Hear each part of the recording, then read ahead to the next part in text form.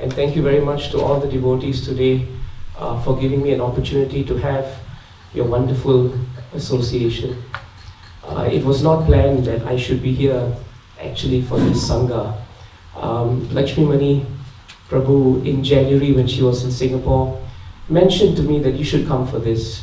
And I just said that, okay, fine, I'll think about it. I never confirmed anything. I never said anything else more than that. And then one fine day, one devotee from Canada sent me a flyer saying that, oh, I didn't know you're coming to Canada. And I told him I didn't know either. I had no idea. And all of a sudden I saw the flyer with pictures of all the esteemed devotee speakers, and then I was there too. And then suddenly I thought, okay, now I just have to fly to Canada. And I was actually in Sydney 3 days ago.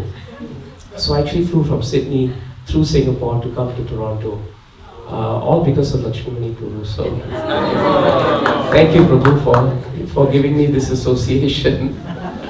I'm not so well, so I'm not sure. My ears are very blocked because I've been having a bad cold and I've got asthma. So in case I speak too loud, tell me to, slow down, because I really can't hear myself. And I realize it's a very difficult thing when you cannot hear yourself.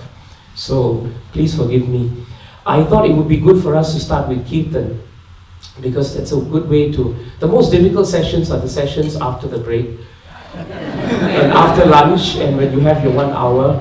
Even I found it difficult to come out, so it was very difficult for you also. Today's, I had the good fortune of hearing Maharaj in the morning and Raj Vihari Prabhu, and I understood that one of the themes, the major theme here that we are speaking about, is actually also referring to this community that Srila Prabhupada built, and this wonderful community of devotees. Prabhupada built a home actually in which the whole world could live in. And the reason, difficulty. And this difficulty doesn't go. And the more we try in this material world to find material solutions to material problems, the material solutions very often are more difficult and more dangerous than the material problems. I can give you a good example of that. But before that, it's Prahlad Maharaj who says it in 7th Canto, 9th chapter, Dukhau Shadam Tarapi Dukkham Atadhyayam Bhuman Vadami Bhavame Tavadasya Yogam. So he says, Dukhau Shadam Tarapi Dukkham Atadhyayam. He says that actually, my Lord, in this material world, the material solutions to the material remedies are very often more problematic than even the remedies. A good example, like I said, was in the year 2000, I fell off my balcony. Yes, I actually fell off my balcony. No one pushed me. Though the police actually suspected my wife in the beginning. But it was New Year's Eve, and this was the second floor, right, of an apartment. And I was cleaning the windows, New Year's Eve, and she was in the kitchen. And while I was cleaning the window at the balcony, as I stretched out, the window was stuck. So I put half my body outside to try and pull it. And then the window gave way. And when it gave way, I fell off too. And I had barely a few seconds to register before I hit the ground. But Krishna was kind. I didn't hit the ground on my back, I hit it on my side. But I broke all my bones here, I broke my ribs.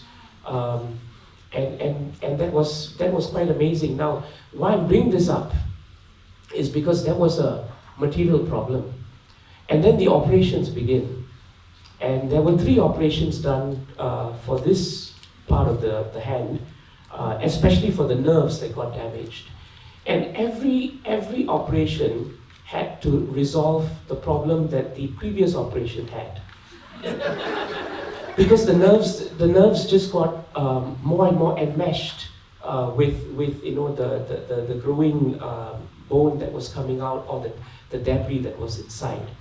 So in the end, I actually realized when I was reading the purports of Prahlad Maharaj at that time when I was in the hospital, because my Guru Maharaj told me to read Prahlad Maharaj's prayers and Gajendra's prayers, and that's when I realized that dukkaushadam tadapi dukkham atatyayam. That in this material world, we are all trying to fix problems by trying to turn to material solutions. That doesn't mean, the next question you probably ask me and I'm anticipating is, it doesn't mean that we don't have solutions that we can offer which are material. For example, in Bhagavatam, you'll find that there is the famous episode where the Brahmastra is released by Ashwatthama. And even though he released it and it was coming where Krishna and Arjuna were on the chariot. Ashwatthama was so irresponsible that he did not have the means to counteract it, but he had the means to release it. However, as the Brahmastra was coming, if you read Bhagavatam, you will see that actually Arjuna had the full potency to actually neutralize or counteract the Brahmastra. He had that. But what does he do before that? What he does before that was, he gets off his chariot, and Bhagavatam says he actually performs Achaman. Brahmastra is coming and he has the time to perform Achaman, and then he circumambulates Krishna.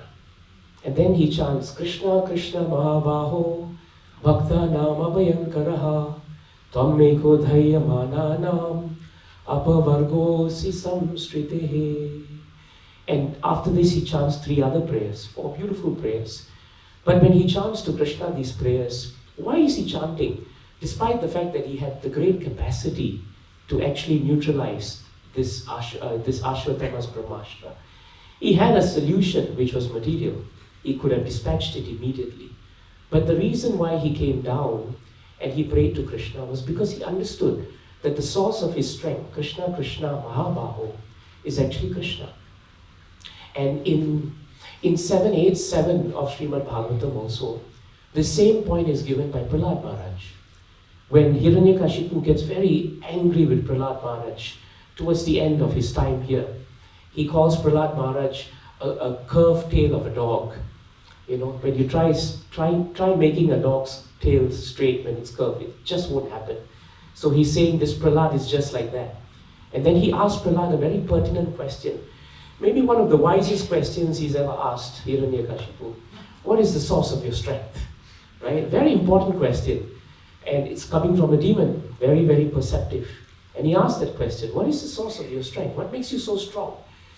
And Prahlad Maharaj says the same thing that Arjuna does in the first canto.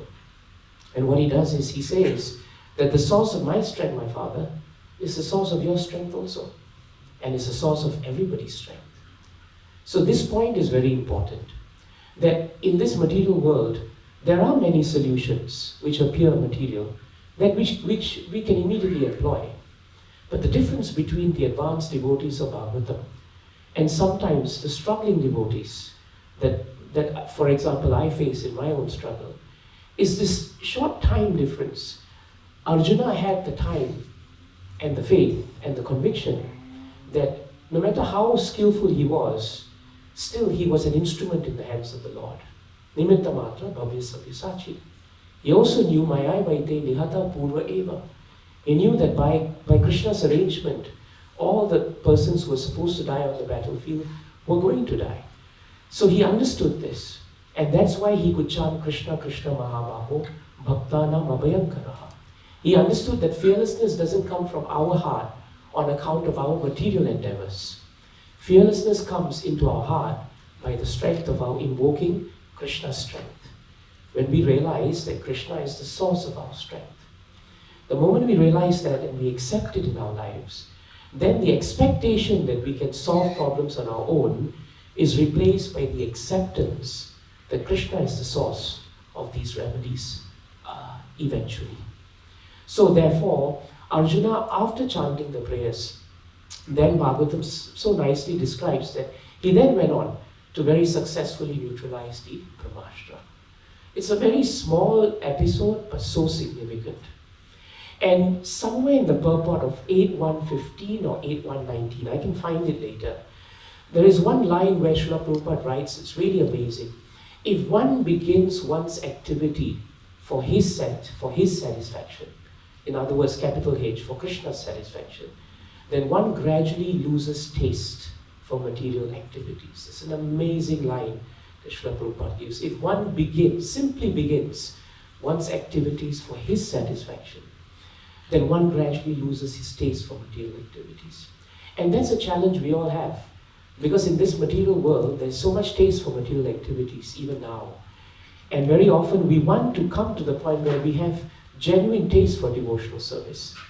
But we don't realize that the great acharyas and the great devotees in Bhagavatam showed us that. They began their activities by invoking Krishna, because they knew Krishna is the source of their strength. They knew that without Krishna, there would be no life. Tava kathamritam tapta jivanam kavibiriditam kalmasapaham shravana mangalam shrimadattatam bhuvi granantiye bhuride janaha. The gopis sing so beautifully that Krishna, anything that is to do with you, any katha, it is amrit, it is nectar. And just as important as that is the word tapta jivanam. Tapta jivanam is so nicely translated as the source of sustenance, that which sustains. So the gopis sustain their lives based on their dependence on Krishna. Arjuna was so successful, he became free of despondence and dejection and difficulty because he was always dependent on Krishna. Chetasaha sarva karmani mayi sanyasamatparaha. Krishna tells us in 1856 or 57 of Bhagavad Gita that just depend upon me. That's what he says. And if one depends upon him, then in the next shloka, Krishna says, Mad prasadat tarisyasi. Whatever challenges or obstacles that you face, by my mercy, you will be able to cross. So I'm framing this because the topic today is a very interesting topic. It comes from the pages of Bhagavatam. There are 11 causes of dejection that actually Bhagavatam presents in a question, in a series of questions that Yudhishthira Maharaj asked Arjuna. If you recall this is in the first canto of the 14th chapter. And in this 14th chapter, I'll just bring it down here.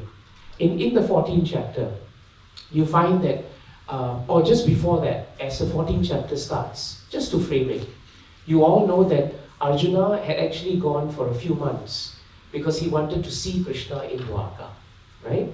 So when he went to see Krishna in Dwarka, Yudhishthira Maharaj was still waiting for him in Hastinapur.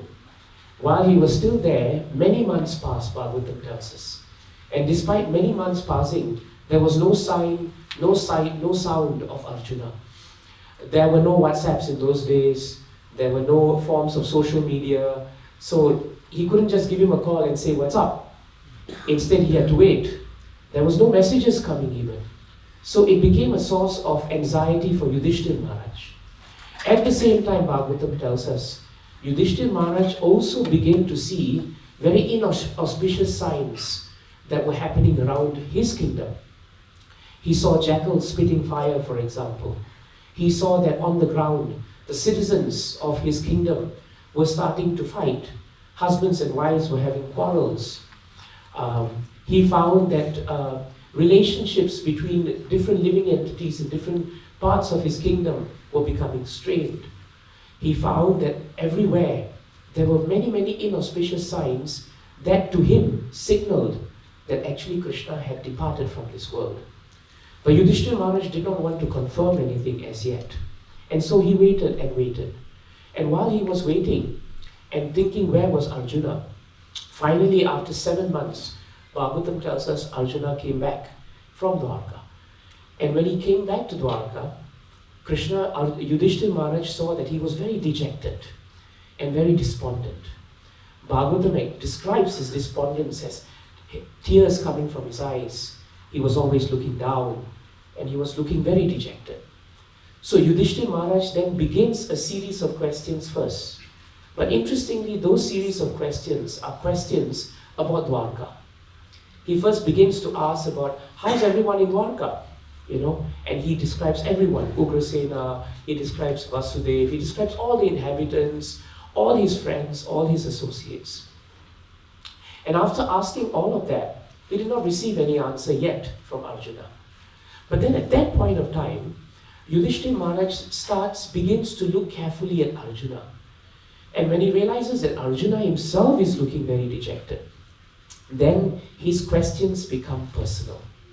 And then he concentrates on Arjuna's welfare. And then he begins to ask the questions, right? So this is the framing. Now, the questions that he will ask are very interesting. And today is meant for us to just think about them, take them back. And maybe as I raise each question, feel free to step in and say something about them if you feel that it's not been adequately covered, or there's something I may have missed. But one thing I do want to say from the very beginning is that this state of dejection and despondence is not something new to us. Even as devotees, we find that we are faced with this challenge every time. In my service as general counsel, as I was introduced, and in my capacity as a lawyer for 30 years, my day begins with problems, and my day ends with problems. And 90% of the time it's not my problem. But by the end of the day, all these problems have become my problem. Of course, in my material duties, I'm well paid. In ISKCON, that doesn't happen. And therefore, the problems are worse, actually, because they're free, and they're put on my head. But the point is, everyone who has a problem, even within our society, the reality is that they face dejection, they face despondence, and sometimes they face so much a feeling of being downcast, discouraged, and even hopeless. Now, these feelings can arise from events, they can arise from your circumstances. Sometimes they can come because of a loss of something precious. I've seen devotees become dejected, not because they lost money or they lost property, but maybe they lost a service that mattered very much to them for years. And for some reason that service was no longer there. And they found that they identified their life and existence based on that. And they become very sad about it. I've seen devotees have problems with health, for example, because of the stress of an issue. And it dilapidates them. It makes it very difficult. So the loss of anything which is precious or meaningful, even in Krishna consciousness, is a continuous struggle actually. And this can happen every day. And whenever we think that some happiness is going to come, then Prahlad Maharaj's verse is very important. Dukkaushadam tadapi dukkham atadhyayam. The material solutions can very often be just as bad, if not worse, than the material problems. So, this is a tale of dejection. It's not meant to bring us all down, don't feel so bad, but it's very useful for us to think about it. I went through this as a beginning.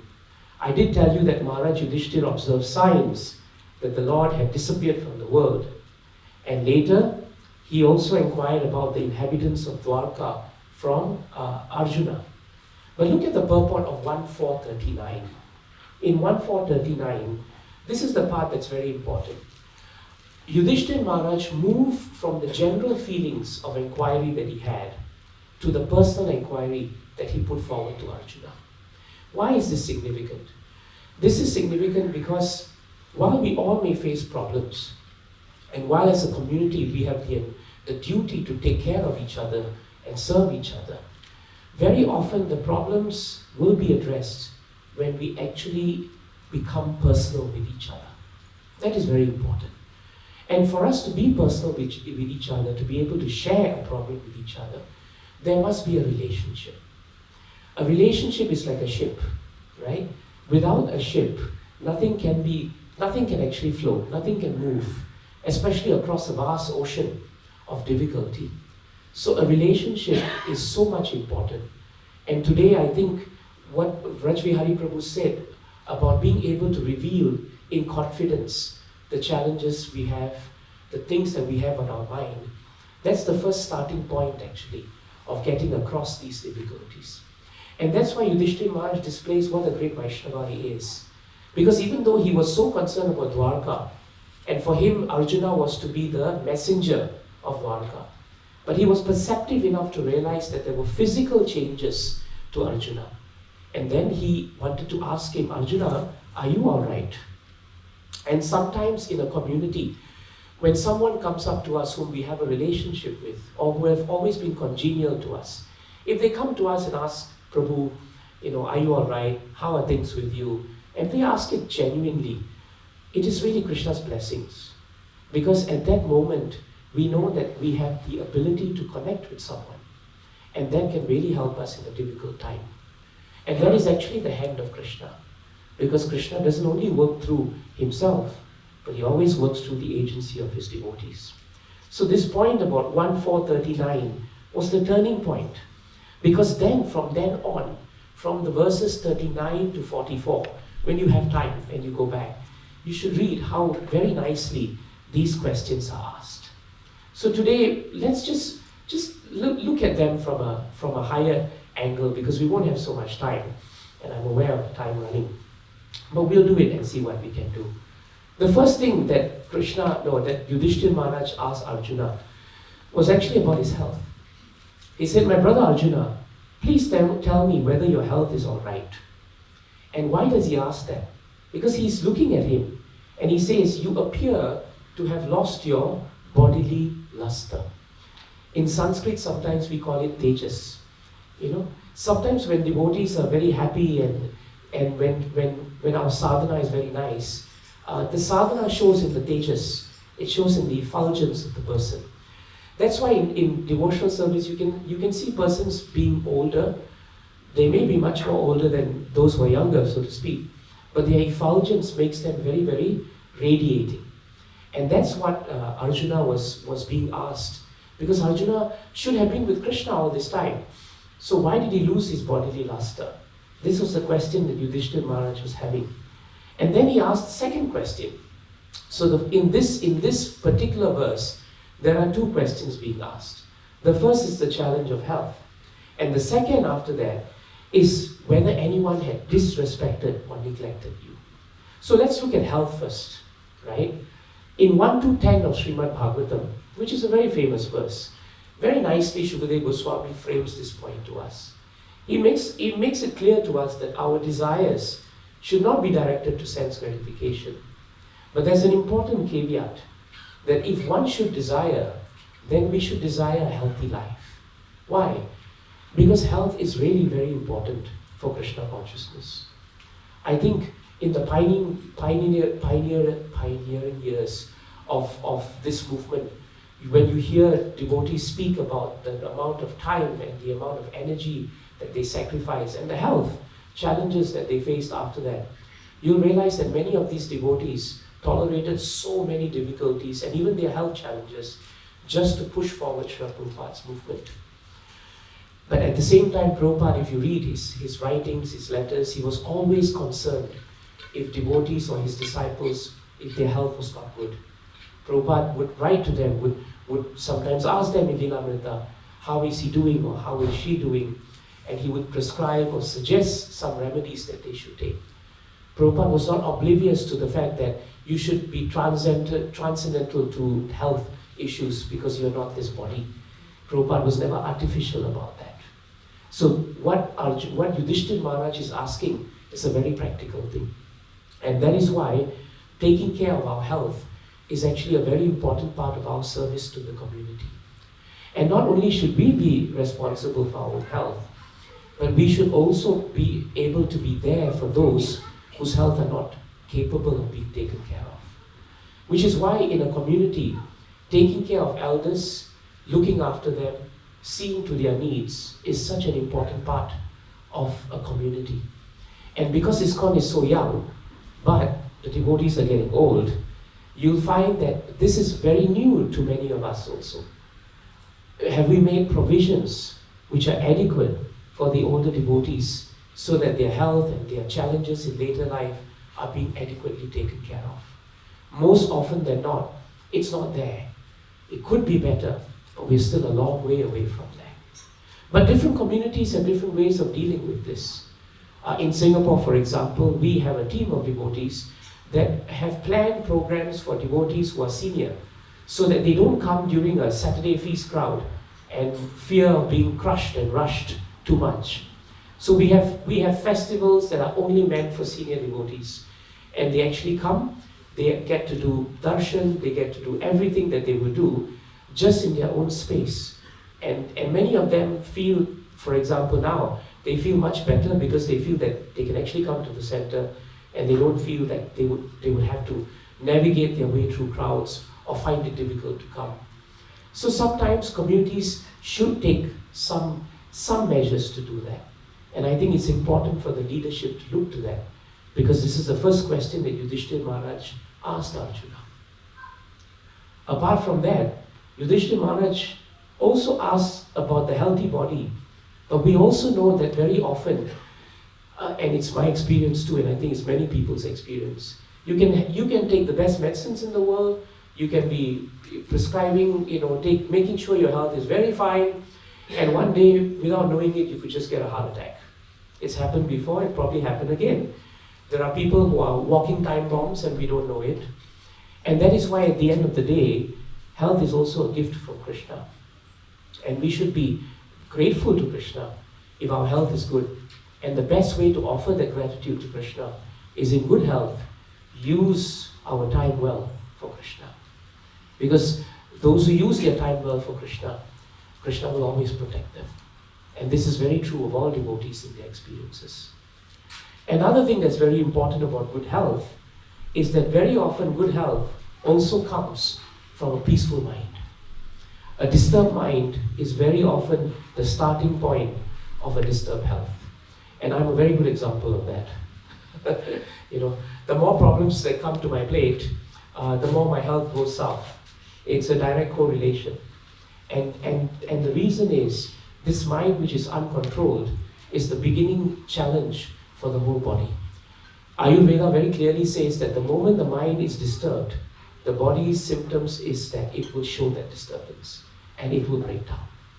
Which is why when we meet devotees in our community and we find if their health is not good, it's also meaningful for us to sit down and spend time with them to understand if we can do something for their health, or is it because they have something in mind which has been troubling them for a while.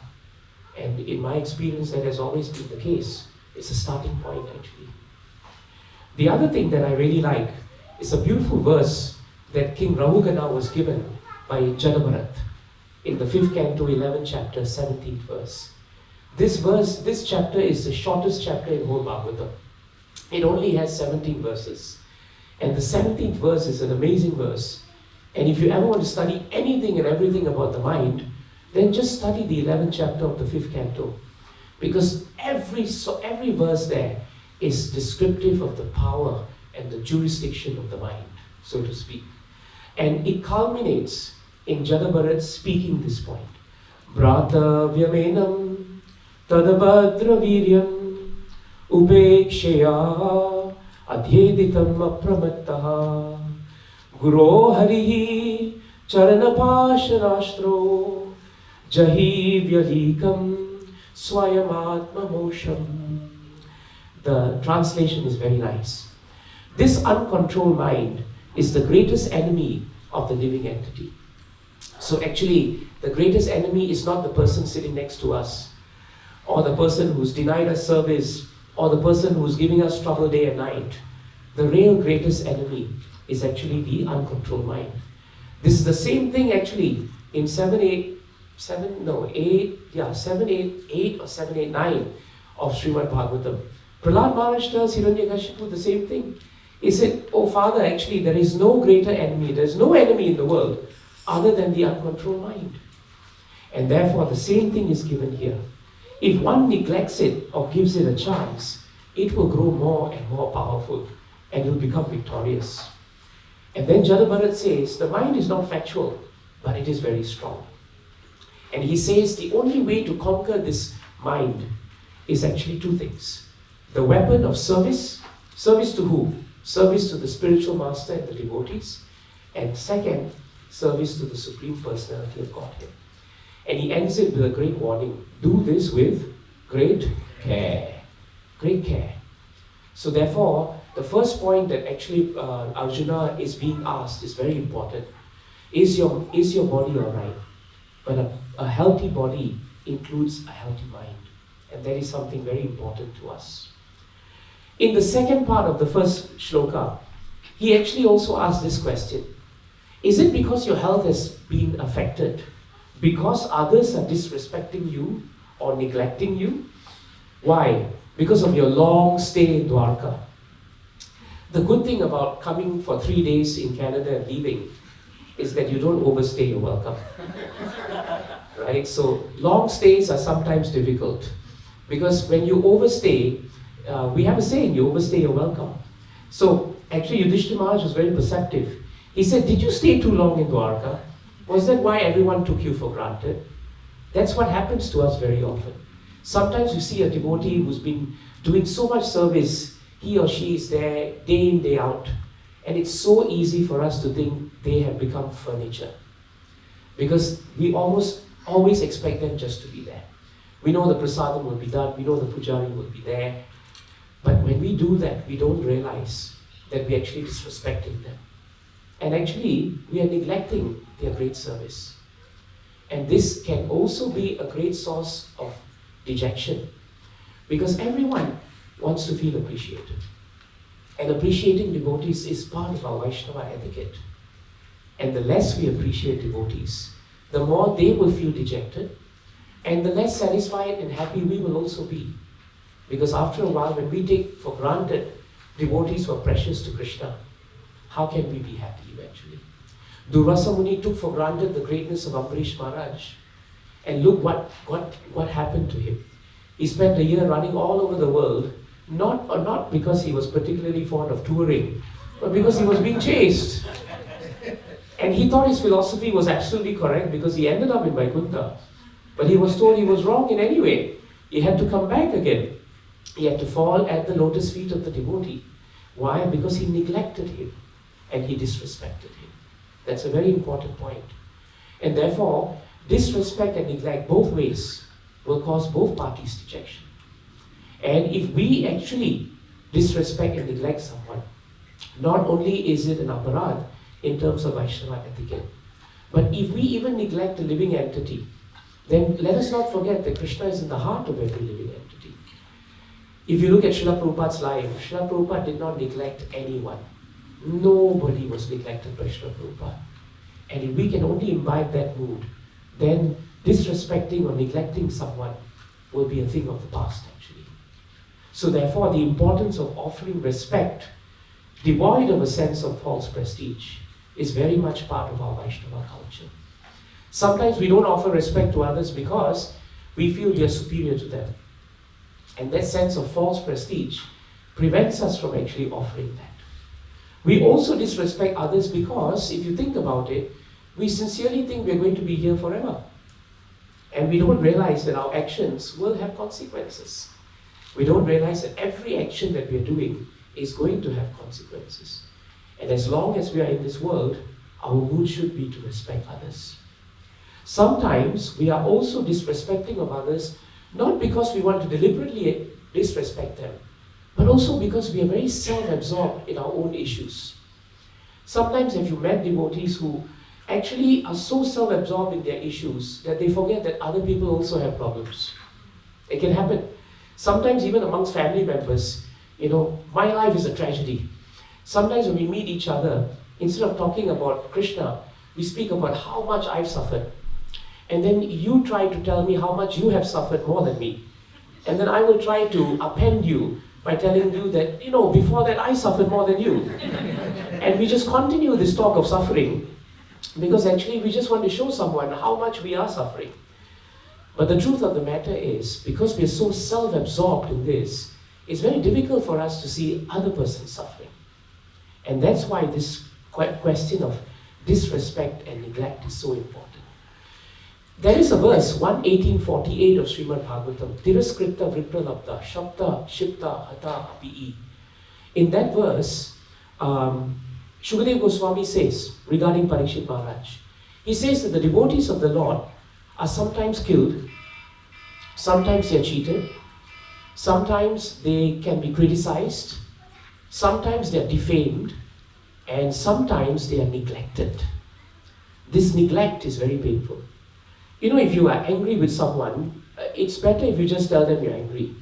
But if you give someone the cold turkey treatment, Or if you just tell everybody, okay, now we'll just avoid this devotee, it's actually more horrifying, because being neglected is a very painful affair.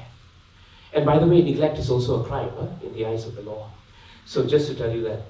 Sense control, therefore, is very important. Why? Because when we control our senses, then we learn to understand that there are others outside our problems and our lives who also deserve our time, our attention, especially if they are feeling dejected, and especially if they are feeling low or despondent. So yeah, that's the verse that I was telling you about. The devotees of the Lord are so forbearing that even though they are defamed, cheated, cursed, disturbed, neglected, or even killed, they are never inclined to avenge themselves. So these are things that devotees can expect. And you see in Bhagavatam that almost every devotee has been an example of all these different kinds of prejudices. These are all causes of dejection in this material world. Then Arjuna was asked in text 40 another question. In this question, he's asked by Yudhishthira Maharaj, has someone addressed you with unfriendly words or threatened you? Then there's another question here. Could you not give charity to one who asked? Or could you not keep your promise to someone? Let's look at the first question that he was asked. The question he was asked is, has someone addressed you with what? With unfriendly words. Imagine coming for this wonderful retreat. It wouldn't be wonderful if you were not greeted friendly in a friendly manner. Maitreya. It wouldn't be wonderful if the devotees around you were not smiling and saying Hare Krishna. Imagine if you walked into a temple and you said Hare Krishna and people looked away. You wouldn't want to go back to the temple again. You wouldn't. So therefore, it's so important that one of the reasons why we become dejected, Bhagavatam tells us, is when unfriendly words are used against us, or when we use unfriendly words against others. We cause them dejection. And it is not just unfriendly words. Sometimes it's threatening, right? If someone threatens you, or if someone is inimical to you, you will feel dejected. You'll feel despondent, especially if you're in the company of devotees. So therefore, this Kali Yuga is full of inimical words. And that's why in Kali Yuga we have so much problems with each other. If I tell you the number of lawsuits that are being filed within ISKCON every day, you probably just fall off your seats. If I tell you the kind of the contents of the lawsuits that are being filed against each other, you would fall off the floor. Because it shows that the basis of all of this is actually people are inimical with each other. And very often, people find ways and means to weaponize words against each other. And that becomes very painful for devotees. That is why in Bhagavatam this phrase is given, Priya Vakya. If we were to speak to each other, then our words should be pleasing. That is such an important point. Truth may be unpalatable, but if it is spoken by one whose heart is pleasing and who does not have anything inimical in their heart, then even if the truth were to seem impalatable, but when spoken by someone with a mood which is not threatening and not unfriendly, that which is unpalatable can still be accepted. This is Bhagavatam. And this is the greatness of how Vidura, for example, could speak to Dhritarashtra in the first canto, 13th chapter. Vidura's words were not unfriendly. Vidura did not even threaten Dhritarashtra. Of course, when you read it in the beginning, when Vidura speaks to Dhritarashtra and tells him strong words, what are you doing as a dog, living off the remains, of a master in the household? Then he tells him this very important thing, Evam Graheshu Saptanam. He says that those who are too materially attached to this world, Atyakraman Avinyataha, time imperceptibly overtakes you. Kalaha Parama Dushtaraha. And when time overtakes you, it takes everything away from you. So these were harsh words that Vidura used, but they were not threatening. Neither were they unfriendly. Why? Because Vidura's heart was never inimical to his brother. His brother had treated him so badly. Dhritarashtra was he silently allowed all the insults that Duryodhana threw at his uncle. To the point where finally Vidura had to put his bow down and he walked away. He walked away, but he never looked back. And Bhagavatam says, even though he was afflicted by the harsh words of Duryodhana, Bhagavatam says, even though he was afflicted, he was not sorry. It's a very important thing. Because devotees have relations with each other, even though we may have to speak words which may appear to be unpalatable, but because the motive behind what we speak is not unpalatable, not threatening, not unfriendly, not inimical, we will not become sources of dejection to others, but we can become sources of inspiration to others. Eventually, Dhritarashtra renounced this world not on the basis of instructions of Vidura, but really on the basis of his love for his brother, which was portrayed through his instructions. So that's why this particular point is so important. Another way of looking at the world, which Bhagavatam offers, is really nice. In 11.737, there is a very beautiful, very simple lesson to be taught. Bhutai akramyamano api, dhiro dhaivo vasanugai, tadvidvan atmano, no, tadvidvan na chale margat, anvasiksham shite vratam. And see the beautiful instructions here. A sober person, even when harassed by other living beings, should understand that his aggressors are acting helplessly under the control of God. And thus he should never be distracted from the progress of his own path. This I have learned from the earth. What's important about this? Two things. One, there will always be harassment from living entities. Then we have to accept it is the nature of the world. If there's no harassment, it is surprising. Then it is very surprising. The harassment can come in many forms. It can come in the form of nature. It can come in the form of living entities who themselves are being harassed by material modes of nature. But Bhagavatam tells us that despite all of this, the most important thing is na chale margat. We should not become deviated from our devotional service. Even though Arjuna was very disturbed by the fact that Krishna had already departed from this material world.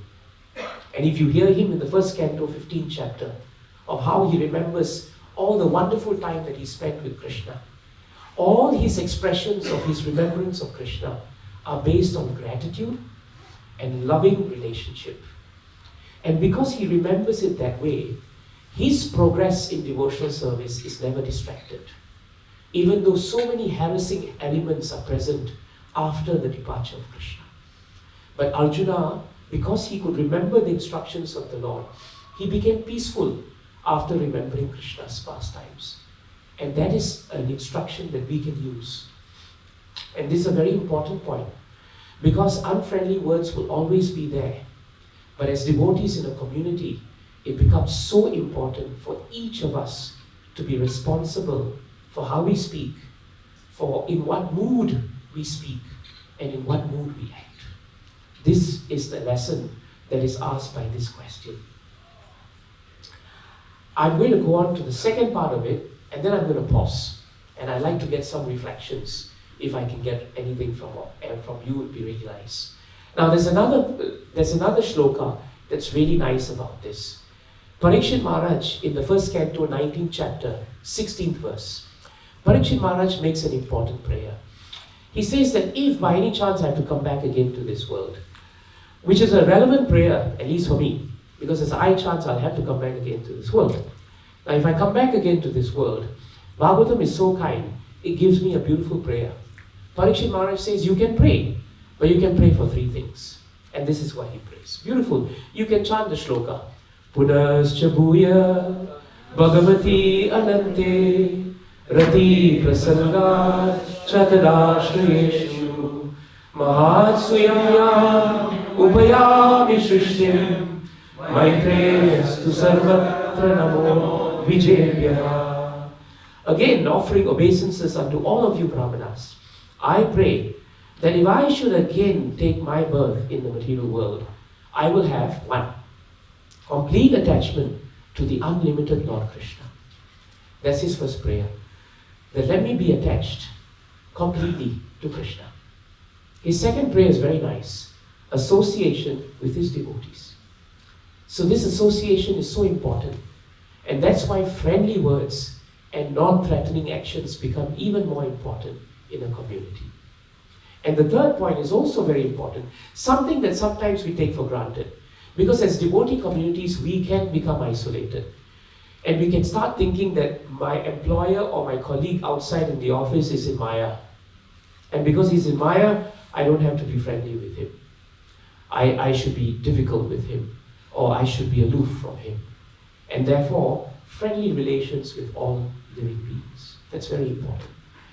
That's why I'm not surprised, that in Singapore ISKCON is banned, you see. Because the initial devotees who came to ISKCON, to Singapore in the beginning years, when they came, they came with a lot of zeal. And they were welcomed open-heartedly by the Hindu community. And so they opened up the doors of their temples and invited these devotees to come over.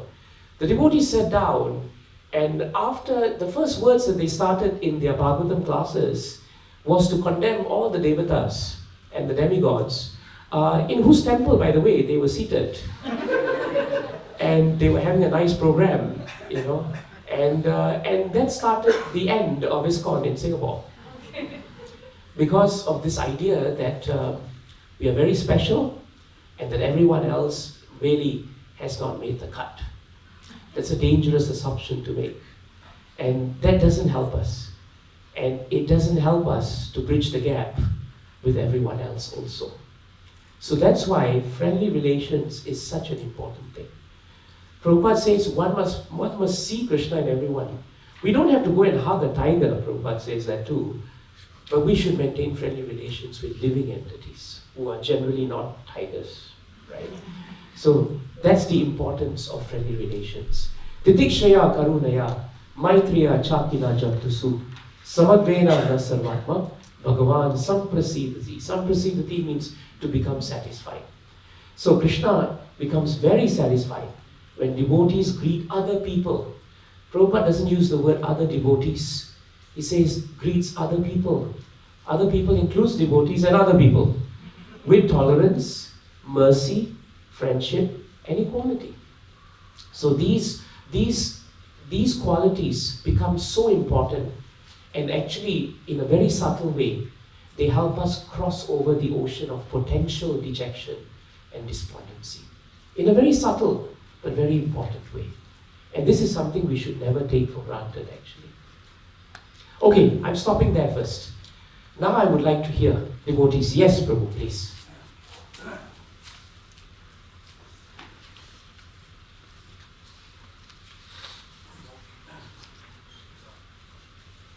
So what are the arguments that... Just hold on, Prabhu. I think the mic needs to be amplified.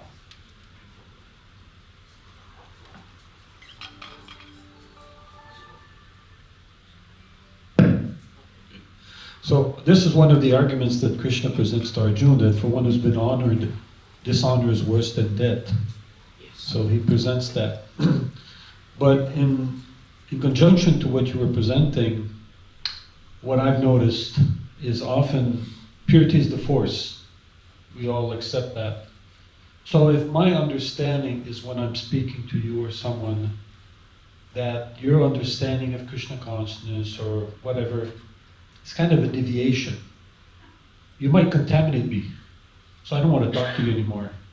So we have that kind of black and white vision, yes. Right? Like if you're a Ritvik, for example, yes. I can't talk to you. If you're into Gaudiya Math, I can't talk to you. If you're different things, I can't really talk to you because you're going to contaminate me, and it really sometimes ruins relationship because of this kind of, I don't know if you want to call it fanaticism or lack of maturity or what, but it does, I've seen, causes a kind of problem in relationships that you're expressing here today. Thank you for bringing that up, Prabhu. And I would agree with you, because generally speaking, I've also heard similar sentiments expressed by devotees. And that very often happens also with their parents or within their family units.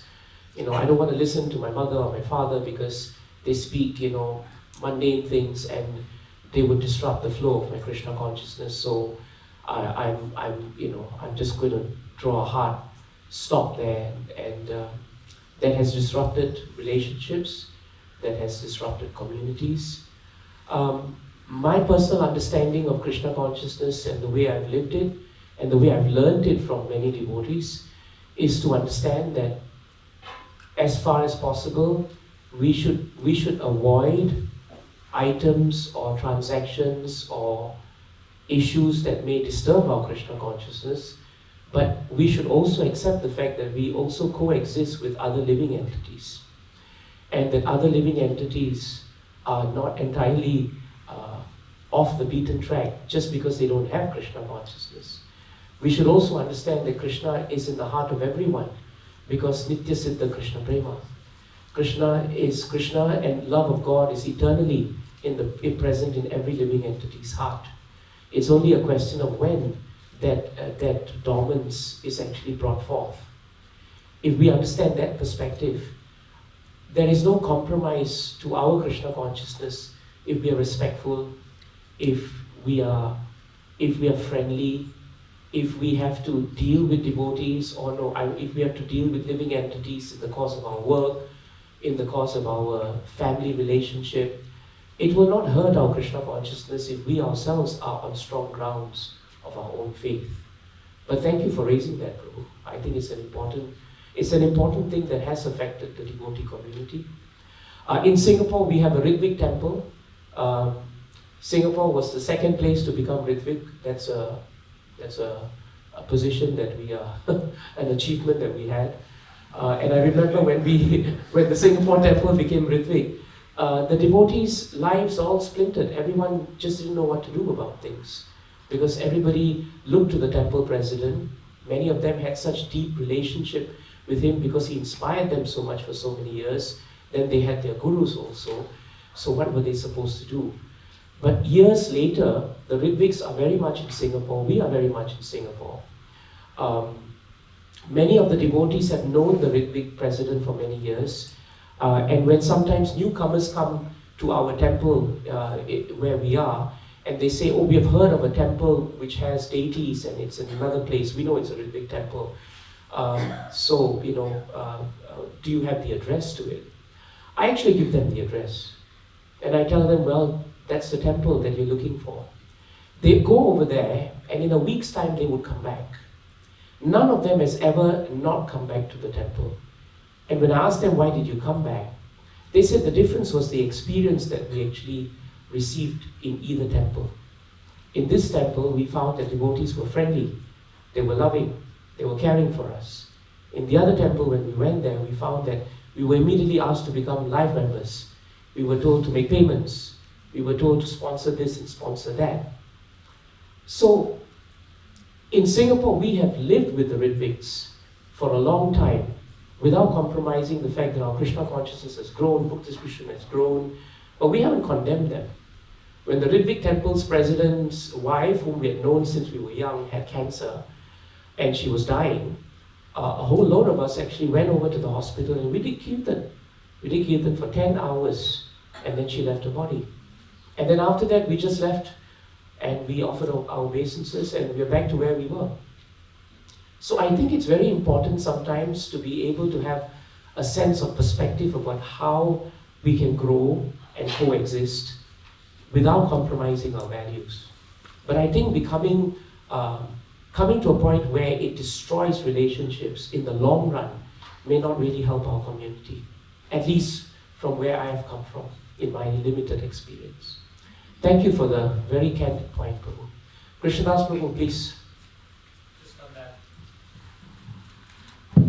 Just on that point, Prabhupada often talks about unity and diversity. Yes, Prabhu. And I know it's been discussed sometimes how much diversity is too much diversity. Yeah. And so And how much unity is too much bureaucracy? Yeah. And is it a personal judgment, or is it an institutional judgment, or how do we, gauge what is too much diversity? Like, what is too much diversity for you might not be too much diversity for me. Very true, Prabhu. Yeah. Very quick points on that I can think of. Unity in diversity when it comes to a community, personally, from what I've seen, it has to exist on at least 2 levels. The first is the institutional level. I think the leadership has to be clear in the context of where the community is, what is the structure of the community, the composition of the community, just how much diversity it can actually encourage. So from that institutional level, I think the culture that comes across is, first of all, not to condemn diversity, but to celebrate it. But then at the same time, diversity should never compromise or dilute Krishna consciousness, because sometimes diversity has the habit of doing that too. But at the same time, from a personal level, I think that's another level, as you rightly point out, that's important for devotees. And on a personal level, many of the devotees in the next generation, Prabhu, are not staying in the temple, for example. And most of them are householders, and many of them will come from family backgrounds where the families are pretty tight. And many of them have first, second generation family members that they either have to interact with or they have to continue relationships with. At that point of time, unity and diversity also has a role to play, because there's so many different ways to be Krishna conscious, but we are united in our Krishna consciousness. There are different ways to come to Krishna in the sense of following the bona fide processes of devotional service. I think what's important, for example, at least from my community where I come from and the places where I preach, is to make sure that even for individuals living with their families, living with persons who are not Krishna conscious, they will always have to understand that their unity always lies in the association of devotees, and their diversity is the ability that they bring as individuals into the community. Their strengths, even their weaknesses sometimes, is something that leadership has to acknowledge. And then there's also the question of their relationship with the outer communities, because that can affect the diversity element. They may be united when it means that they should be Krishna conscious, but then the challenge for them is, how diversified do I become when I'm mixing with the society? So these are challenges I think that we have to address. But if we have markers, it's at least a starting point, Prabhu. It's a starting point. But that's a great point. Thank you, Prabhu. Yes, Prabhu.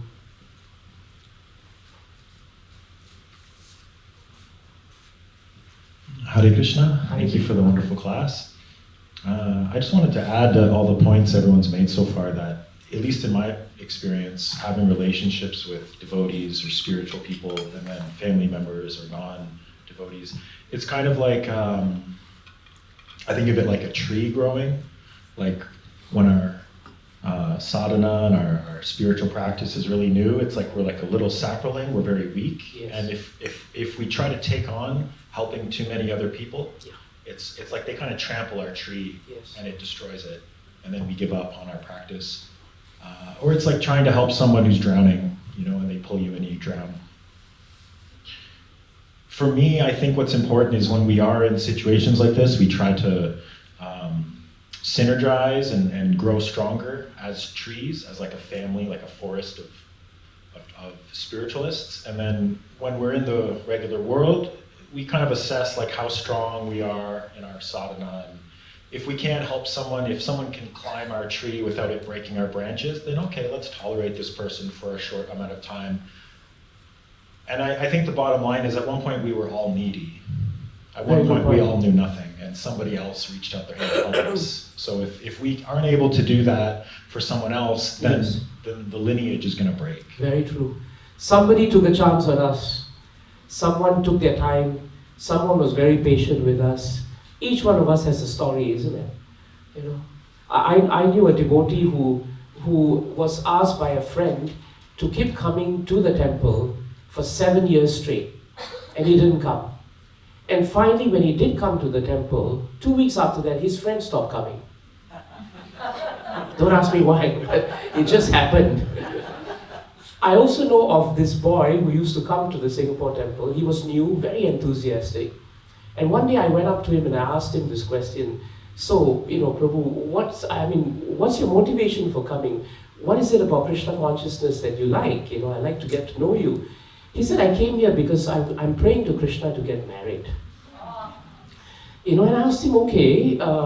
He said, because the best place to find a good girl is in the temple. I'm not going to find a girl in a pub, I want to settle down with a girl who's from a temple. So I come here, I'm praying to Jagannath that he will give me a good girl. I said, okay. And then my wife told me that night that she met a new girl who just came. And she had a chat with her. And lo and behold, she said that she was there to find a good husband. And as Krishna would arrange it, or as Providence would see it fit, in 2 weeks they met each other in the temple, got to know each other.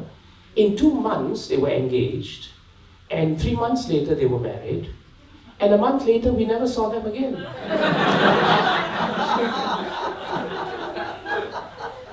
I guess your point that's really important, Prabhu, is it's very important for us, as you said, to be able to, we want to help everyone, we want to preach Krishna consciousness to everyone as much as we can. But I think we should also be able to know how strong we are.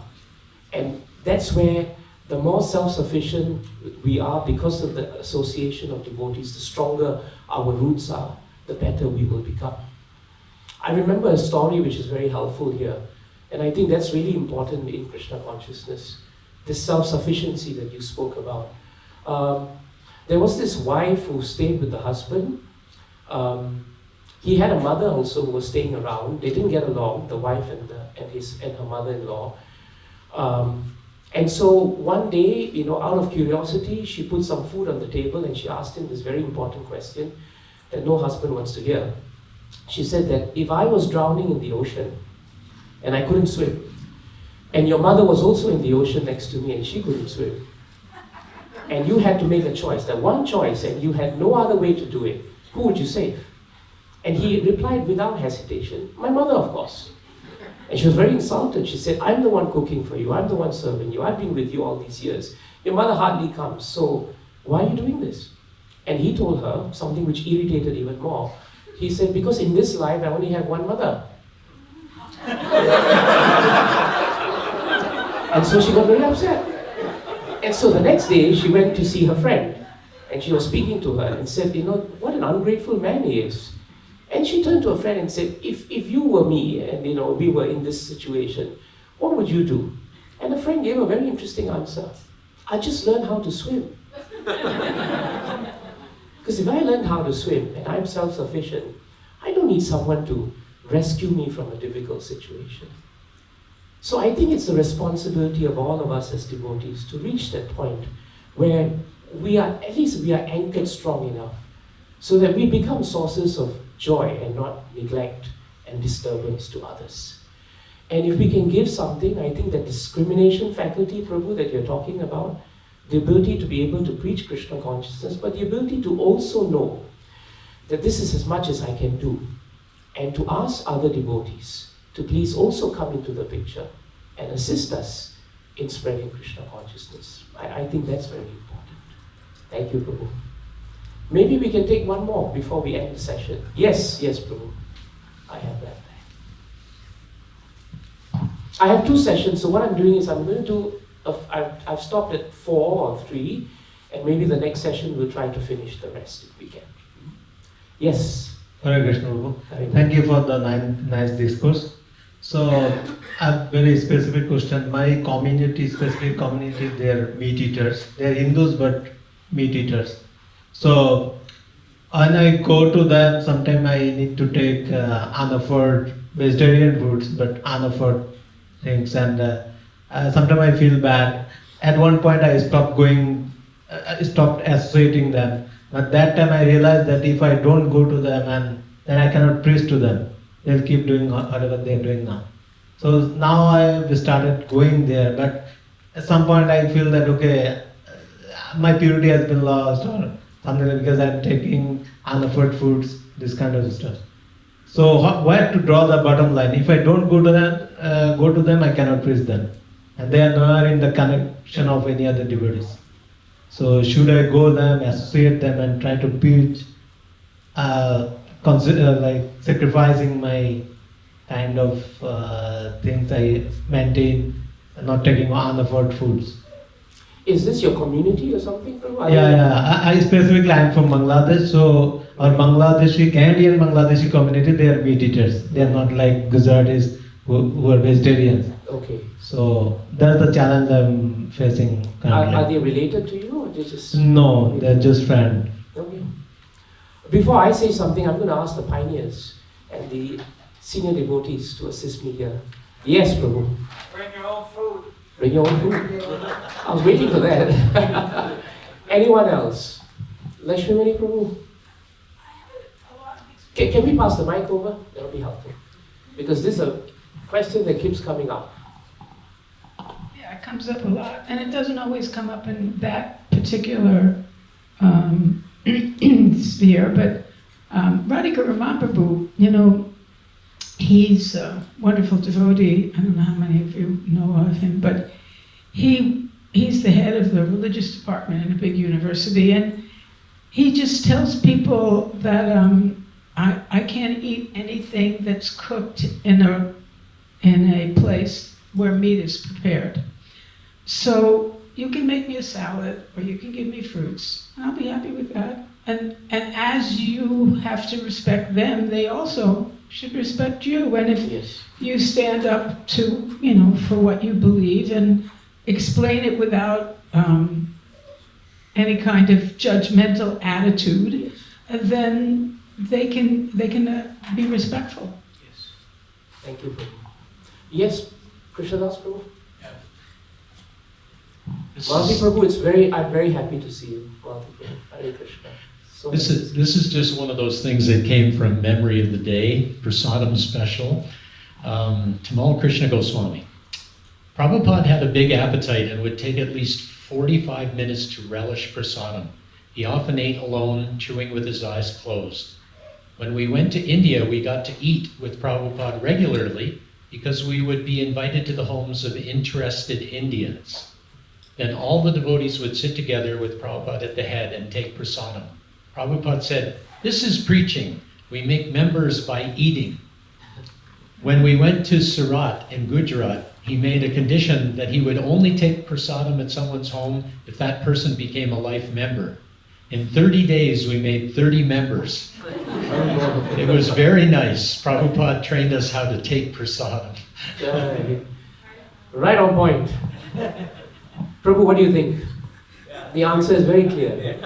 Actually, if I may, I think the gist of what has been said by all the devotees here is actually, if we have faith that our values, Krishna consciousness, is pure, it is potent, and it can change the hearts of persons. And if we are not inimical to them, which you are not, because you're going there, making an effort, you're not unfriendly to them, you really mean well to them. But if you, at the same time, your preaching of Krishna consciousness actually enhances Prabhu, when you show them yourself as an example, that this is what I take, and this is what I don't compromise on. By doing that, you're not making yourself as someone very different, because your mood is not there in the way of false prestige. You actually, you want to serve them, but you're actually also not compromising on what you can take and what you can't take. And I have not seen, as Lakshmimani Prabhu pointed out, I've never seen a situation personally where when I've drawn boundaries, clear boundaries, those boundaries have been taken in a negative fashion, when the motive and the mood in which we want to approach a person is actually as sincere as we can for the preaching of Krishna consciousness. Good neighbors build strong fences. It doesn't mean we're not good neighbors, but if we don't have fences sometimes, we are compromising on what we have to. And our purity depends on that so much, Prabhu. Yes. Is that helpful? Yeah. There you are. So this is another example of how being in a community, so many potentially difficult situations that we may face can actually be answered and taken care of, because we have a wealth of experience and purity within our communities. It's 4:26. Maybe one more question, one more comment. Yes, Malti Prabhu, please. Can you just pass the mic?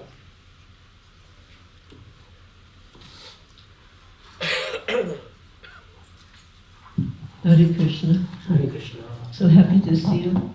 Happy to see you too. Setting beyond where we normally have been meeting, Yes. seeing each other. That is even better. A quick story about Prabhupada and Prasadam. Please. So we were putting together this program in Delhi, and this was at a time when we didn't have much at all. And we were scrambling to make a big presentation to look bigger than we were. And this one family, Vaishnava family, but from like, you'd say the old money, you know. Yes, yes. So they were very impressed by Prabhupada, and somehow they were also impressed by our struggles and our endeavors. So they, on the last day, maybe it was the next day after the last day of this series of programs, invited us to their home to have prasadam.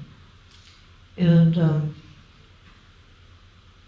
we're in a table, like at this round table, and I'm sitting myself right by Prabhupada, so I could see what was going on and I could hear. We all noticed there was onions in the chickpeas. So we were not eating the chickpeas because there was onions. And then somebody noticed Srila Prabhupada was eating, and they go, Prabhupada, there's onions in there. Onions in the chickpeas. And Prabhupada very beautifully said, I am not eating onions, I am eating chickpeas. But because he did not want to offend this family who had done so much for us. Literally without them, there wouldn't have been a show. So he didn't want to offend them. So certainly if it was me, it would not have happened. But Yes. it's a famous story. Giriraj likes to tell that story. We'll have a question. So, in mentioning Srila Prabhupada, Yes. nowadays it's common, it's fashionable among certain cliques of people. Some of them live right here in Canada even, you know, to criticize Srila Prabhupada. And I don't even gonna repeat some of the stuff they say. It's just heartbreaking. Former disciples even one former sannyasi. How does that affect you, and how do you devotees handle that? Personally, Prabhu, it doesn't affect me in the sense of what Prabhupada did, if that's part of the question. Prabhupada is an acharya, is a pure devotee. He would know exactly what to do at exactly the right time. And if he had to do it, that's the level of his spiritual maturity and purity. It never would change his. It's not his actions that are generally criticized. It's things he has said or written. Well, if you look at this episode. And I'm asking the question in case, because I know people get a little confused by this. Yes. So you're saying that what he has written and what he has done is not in consonance. What he has written, what he has said, right, and what his actions were, for example, in this, are not in consonance. We know his actions, and so do they. Yes. They're stuck on some statements that he has said, either in the books, in conversations, in letters, in lectures. Well, my only comment is that even from a material perspective, when you want to understand a subject or a personality, even in the most basis of material argument, to take one or two particular areas and zoom in on them and make that the entire personality is already a fallible argument. It wouldn't even stand in the court of law. So how can it stand in the court of the spiritual world? It's one of the reasons that we put together a bond of love, Srila Prabhupada and his daughters, to show how his actions and his words never caused us to waver at all. Yes. And another, because you mentioned about law, I will mention, so the law has the scales sometimes, right? Yes. So then I say, I can understand your concern, but have you ever considered putting everything that disturbs you on one side of the scale and then put everything else on the other side?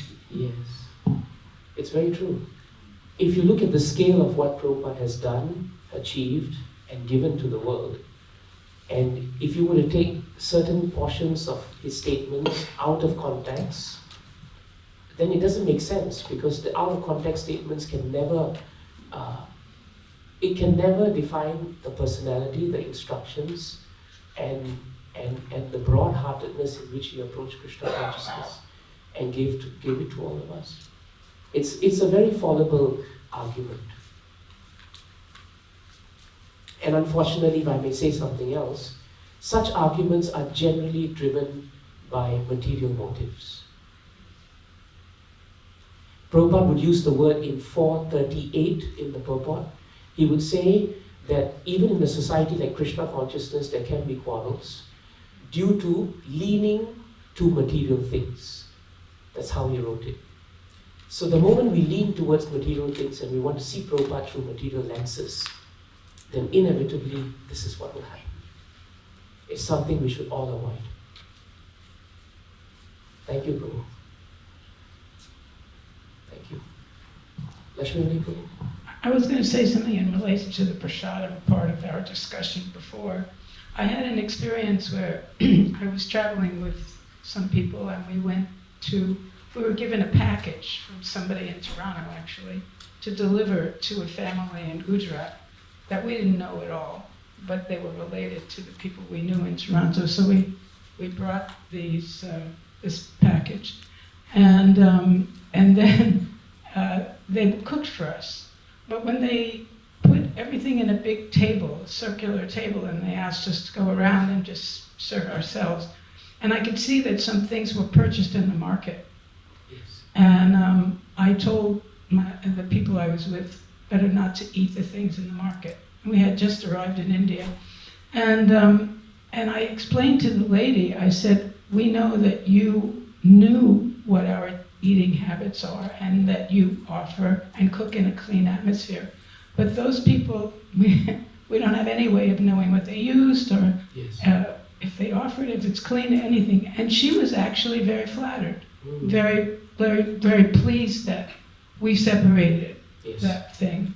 So it really depends a lot on how you approach it, how you explain it. Yes, I really think so, Prabhu. That's the key here. And I think at the end of the day, as Vidura showed us with Dhritarashtra's case, if the heart has no motive except to present it as it is, then the potency is not lost.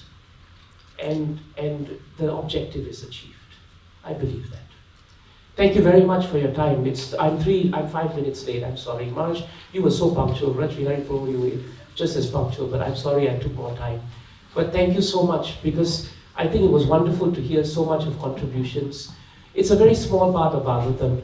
We're done with a few questions. The questions get more interesting as we go along. So let's just see how they are, Krishna willing, sometime, not tomorrow, but the day after tomorrow. Thank you very much. Hare Krishna. Jai Shri Prabhupada ki.